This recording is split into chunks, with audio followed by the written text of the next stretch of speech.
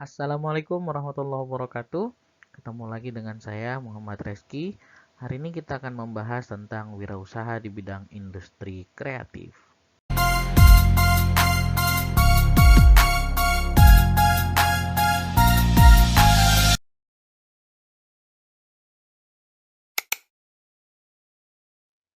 Industri kreatif adalah industri yang berasal dari pemanfaatan kreativitas, keterampilan, serta bakat individu untuk menciptakan kesejahteraan. Dengan kata lain, industri kreatif bisa kita sebut sebagai sebuah lapangan kerja yang tercipta dari kemampuan manusia berkreativitas, memaksimalkan keterampilan dan bakatnya sehingga mendapatkan penghasilan. Jika diibaratkan membuat barang, misalkan sebuah baju, bahan bakunya adalah kain dan benang. Nah, kalau industri kreatif, bahan bakunya adalah kreativitas, keterampilan, dan bakat manusia itu sendiri. Artinya, selama manusia ada, maka industri kreatif akan terus ada dan berkembang. Industri kreatif itu bukan barang baru di Indonesia. Industri kreatif bahkan sudah ada sejak istilah industri kreatif belum ditemukan. Jelas ya, bahwa industri kreatif ada sebelum istilah industri kreatif ditemukan. Jadi dulunya tidak disebut sebagai industri kreatif. Contohnya apa? Kita bisa lihat di setiap provinsi, 34 provinsi di Indonesia selalu memiliki tarian tradisional, baju adat, rumah adat, dan itu semua berbeda-beda. Nah, inilah bukti bahwa kreativitas itu sudah ada sejak dulu dan akan terus berkembang mengikuti zaman. Ada beberapa subsektor industri kreatif di Indonesia. Ada arsitektur, tadi yang hasilnya adalah rumah adat, kemudian pasar barang seni, kerajinan, desain, fashion. Nah, yang tadi hasilnya adalah baju adat, kemudian dan lain-lain. Seni pertunjukan tadi sudah terbukti dengan adanya tari-tarian. Nah, saya ambil contoh lain. Percetakan misalkan. Dulunya orang membuat spanduk atau baliho itu menggunakan teknik sablon dan lukis manual. Sekarang sudah menggunakan teknik digital printing. Apakah industri percetakan mati? Tidak, tapi mereka berkembang dengan teknologi terbaru. Contoh lain misalnya game. Di zaman Nintendo dan zaman PS, games itu dalam bentuk kotak dicolok ke listrik, pakai kaset atau pakai CD, kemudian dilihat lewat TV. Mabarnya cuma bisa berdua karena sticknya cuma ada dua. Nah, sekarang ketika sudah ada internet, game itu dimainkan secara online menggunakan handphone masing-masing dan akhirnya mabarnya bisa dengan banyak orang dan orangnya tidak harus ngumpul di satu tempat. Nah, apakah dengan adanya internet itu para kreator game kehilangan pekerjaan? Sekali lagi jawabannya adalah tidak, tapi mereka berkembang dengan menyesuaikan zaman. Kalau kita bicara soal mengikuti perkembangan zaman, yang paling menarik perkembangannya di industri kreatif adalah pertelevisian dan produksi video atau film. Dulu kalau ingin karya kita viral, harus diliput atau ditayangkan di televisi. Karena cuma stasiun TV yang memiliki channel dan bisa disiarkan agar dilihat oleh orang banyak. Jadi para pembuat video di production house atau dikenal dengan istilah PH harus bersaing agar karyanya bisa diterima atau dibeli oleh stasiun TV untuk bisa ditayangkan. Nah, hari ini semua itu sudah berubah. Adanya internet dan banyaknya aplikasi media sosial membuat para PH bahkan satu orang pun bisa mempublikasikan atau menyiarkan produksinya sendiri di channel masing-masing. Kondisi ini membuat terciptanya lapangan kerja baru bagi para individu yang berbakat menjadi konten kreator. Salah satunya adalah vlogger. Vlogger kata dasarnya adalah vlog atau video blog. Blog sendiri singkatan dari web blog yang artinya catatan online karena menggunakan web.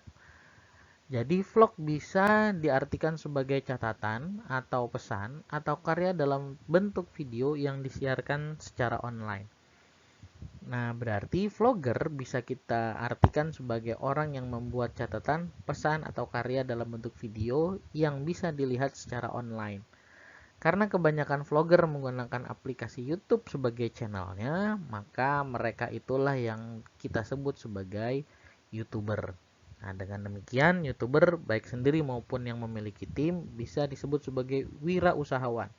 Karena mereka tidak digaji, mereka menjual karyanya dengan cara menayangkan di channel YouTube dan menghasilkan uang dari sana. Di sini ada beberapa channel YouTube milik beberapa YouTuber yang sudah berhasil.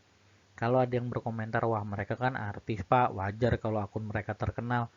Tapi boleh dilihat Atta Halilintar tuh bukan artis waktu terjun di YouTuber. Bahkan sekarang menjadi YouTuber tersukses.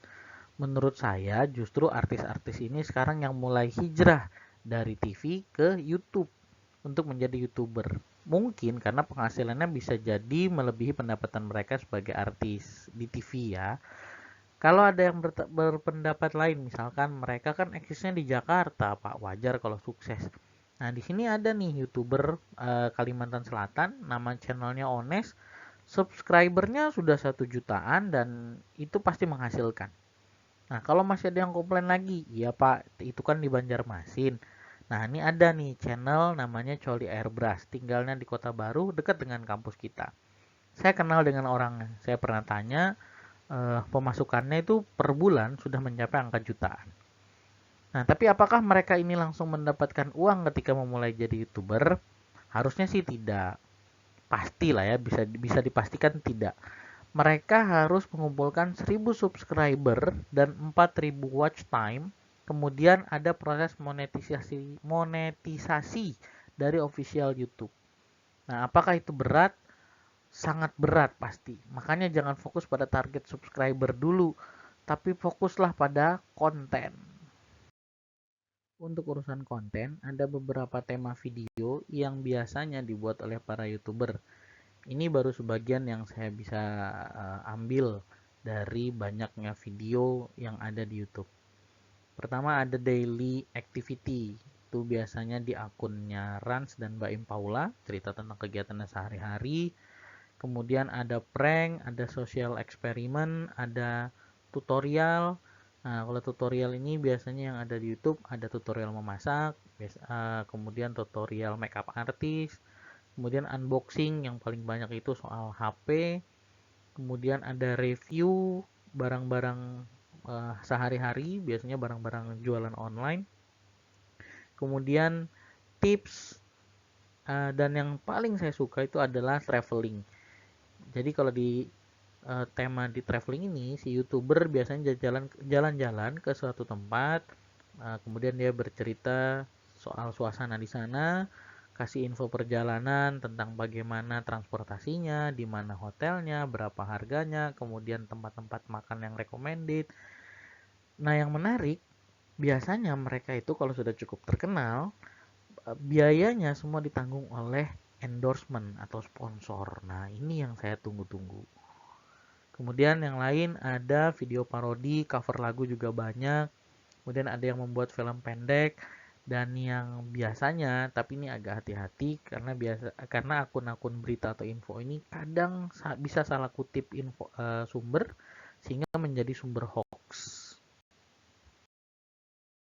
Nah, kalau sudah jelas untuk materi ini saya akan memberi tugas kepada kalian yaitu memulai menjadi YouTuber.